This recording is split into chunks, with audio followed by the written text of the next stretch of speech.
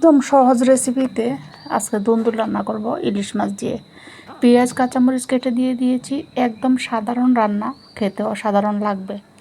একটুখানি রসুন বাটা দিয়ে এখন পেঁয়াজের সাথে ভেজে নিচ্ছি।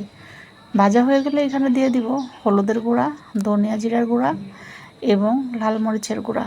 যেহেতু এটা দুন্দুল সবজি, দুন্দুল সবজিটাতে একটু ঝাল কম হলেই ভালো হয়, তাই আমি হাফ চামচের মতো লাল মরিচ দিয়েছি পরিমাণ মতো লবণ। এখন অল্প একটু পানি দিয়ে মশলাটা আমি একটু ভেজে নিচ্ছি, একটু পানি দিয়ে কষিয়ে নেব। এই তো পানি দিয়ে কষানো হয়ে গেলে এখন দিয়ে দিব মাছগুলো আমি আগের থেকে ভেজে ডিপ ফ্রিজে রেখেছি, এই কারণে আমি এখন মাছগুলোকে একটু কষিয়ে নিচ্ছি।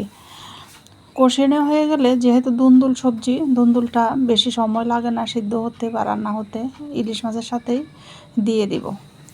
এখানে মাছগুলো কষানো হলে দুন্দুলগুলো দিয়ে দিচ্ছি। মাঝে মাঝে দেখবেন একটু ঝোল তরকারি খেতে খুবই ভালো লাগে, আর এই দুন্দুলটা একটু মিষ্টি মিষ্টি, আর ইলিশ মাছের সাথে রান্না করলে দুন্দুলের ঝোলটাও অনেক বেশি ভালো লাগে। এই তো একটুখানি পানি দিয়ে দিয়েছি।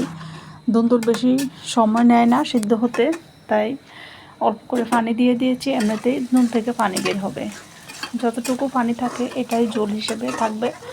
যাই হোক, দেখতে পাচ্ছেন একটু ঝুলঝুল আছে, এই ঝুলঝুলটাই বেশি ভালো লাগবে। ধনে পাতা দিয়ে দিয়েছি। আমার রান্নাটা প্রায় হয়ে গিয়েছে, এখন চুলাটা অফ করে দিব আর উপর থেকে যে টালা জিরা গুঁড়া ছিটিয়ে দিচ্ছি।